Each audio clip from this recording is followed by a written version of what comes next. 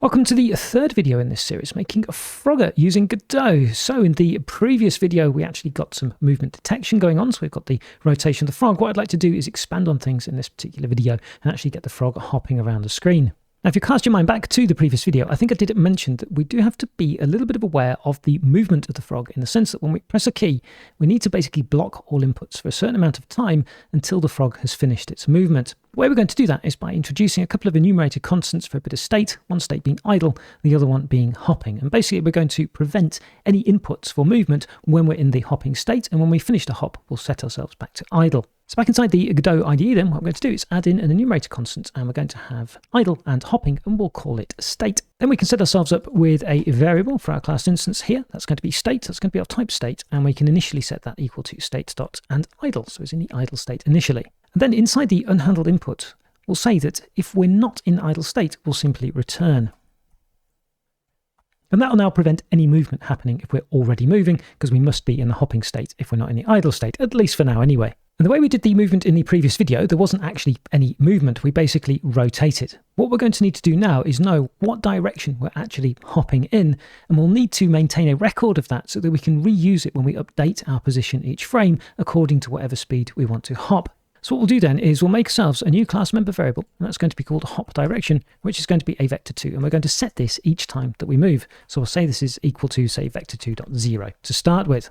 What we'll do then is, instead of rotating and playing the sprite, we'll actually set the hop direction here. So I'll copy this code here, and we can update the rotate and play sprite.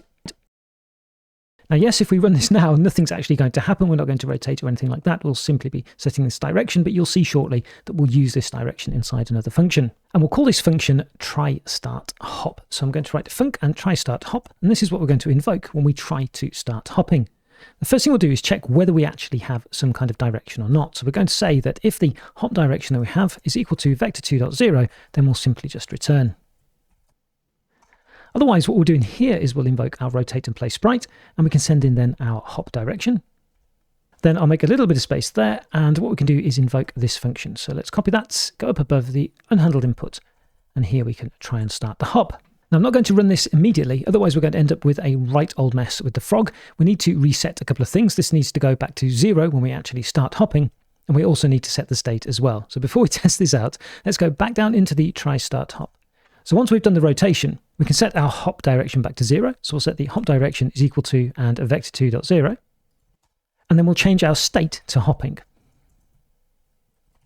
And that with the logic as is, if we go through it, if we press a key, let's say we press left, we'll set hop direction to left hop. Then we'll invoke the try start hop. What that will do is check whether it's vector2.0. It's not, so we'll rotate our sprite to the left according to the hop direction. Then we're setting the hop direction to 0, and we're setting the state to hopping. So what we'll see on the screen is that we will have rotated, in this case, to the left. Then if we go and press another key, we'll actually find that it's going to break here. We're not going to be detecting any more input because we're no longer in the idle state. And as the code is at the moment, we never actually come out of the idle state either. Nevertheless, I do want to make sure we're okay here, and I haven't made any silly errors. So what I'm going to do is I'm going to run the project and just press left on the keyboard, and I can't press any other keys, and I can see the animation playing. Excellent. That looks good. So press F8 to close that down and close down the output. And whilst here, actually, I'm just going to right click and close, or right click on the frog and close other tabs to get rid of those. That's better. And now we can move the frog and actually hop. So the way we're going to do this is by setting a position that we start hopping from, and I'm going to make that a variable called hop start, and then we're going to have a target that we want to hop to. And now we face a little bit of a choice of how to actually do this. We can either use a fixed speed going from or to, or we could actually use time and use the amount of elapsed time to interpolate between the start and the target, and then when the time's run out, just snap ourselves to the target. And that's the version that I went for in this one. So what we're going to have also is a variable where we keep track of how long we've been hopping. That's called our hop time. For this to work, we will need a duration of the hop. So at the top here, I'm going to add a new constant called hop duration. That's going to be a float, and I found when I was testing about 0.15 seconds was about right. So let's go back down to our try start hop and see if we can set things up here. So before we reset this, we need to set our targets, don't we? So our hop start here is going to be our current global position. Then our hop target is going to be our hop start plus our hop direction.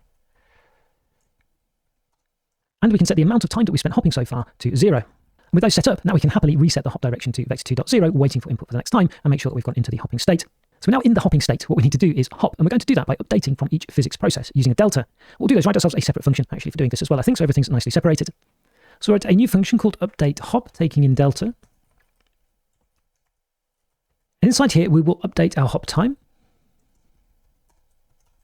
And now we want to interpolate between the starting position and our target position according to how much time has elapsed up to our total hop time. So we'll make a new var here, and I'll call this weight. That's going to be a float, and this weight will be 0 if we have no time elapsed, and if we have the actual hop time target, it will be 1.0. So we're looking for a fraction here in between 0 and 1.0. That's going to be then the minimum value of, then we want to take our hop time, divided by our hop duration constant, or the value of 1.0. Now that we have our weight, we can linear interpolate our global position between our starting position, our target position, using that weight.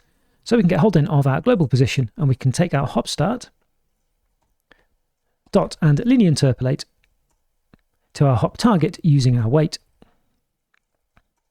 Then I'll make a little bit of space down here because I'm running out. That's better. Now finally, if the weight that we have is greater than or equal to 1.0, then the hop is over. So in there, we can set our global position to be equal now to the hop target. So we're going to snap exactly to the target that we set. We can set our state to be equal to idle. So we'll set this equal to then state.idle. And finally, we can get hold of the animated sprites 2D, and we can play then our stand animation. And now looking at this, I'm wondering actually if it isn't better maybe to put this in a separate function. So write a new function called finish hop. And then we can take these 3 lines here. I'll cut these, paste these in here, tab them back, and we can invoke the finish hop from inside here. And finally, all we need to do is call the update hop from the physics process, and I'm pretty sure then we should be good to go. So I'm going to take that, go up to the physics process, and we can update hop with our delta. Of course, we should only do this when we're hopping, shouldn't we? Now we could restrict this inside update hop, but I'll do it here. So we'll say that if the state is equal to hopping, then we can invoke our update hop. And that should be pretty much everything that we need, I think. Actually, there's one thing we have forgotten, or I've forgotten, should I say. That's the move sound, isn't it? We do have the move sound here. We could play this as well, couldn't we? So I'll control drag in the move sound into here. And we need to play this when we actually start a hop, don't we? So try start hop. What we can do down here then is move sound and play. I think that's everything we need. So I'm going to run the application and let's see what happens. And yay, we get movement sound and we got some movement as well. Cool. You'll notice the movement up and down is much quicker than side to side. That's because we're moving with the same duration, just a different amount. That is pretty much exactly, as far as I could tell anyway, how the arcade version was working, and it plays really well when the game's eventually finished. Another thing I noticed whilst going up here actually is we probably need to offset the sprite a little bit here for fitting in the bays. That's my fault with the artwork where I'm no good. So we could do that very quickly as well actually. So I'll close down the output to go back to the level. Go to 2D view. Here's the end here. Get the move tool. Now we haven't got much wiggle room on the right hand side, have we here? So I'll turn off the grid snapping and just see if we can move this a little bit with the move tool along like this. Hopefully that's okay. Press F5 to run this and take a quick look. Let's race up here. Oh yeah, okay. We're now fitting a little bit better, I think, into the bays. Yeah, maybe we could go back slightly the other way. So I'll do that. So let's try that just slightly the other way. Yeah, that should be okay. So I'll do Control S to save. Okay, so I think that's a good place to stop this particular video. We've done quite a lot there, but we've got the basics of the movement actually up and running with the frog now. What we're going to do in the next video is actually restrict it, so it's contained inside the area, and when it hits the edges or the top of the screen, it's then going to be reset at the bottom. So thanks very, very much for watching, and I look forward to seeing you in the next video.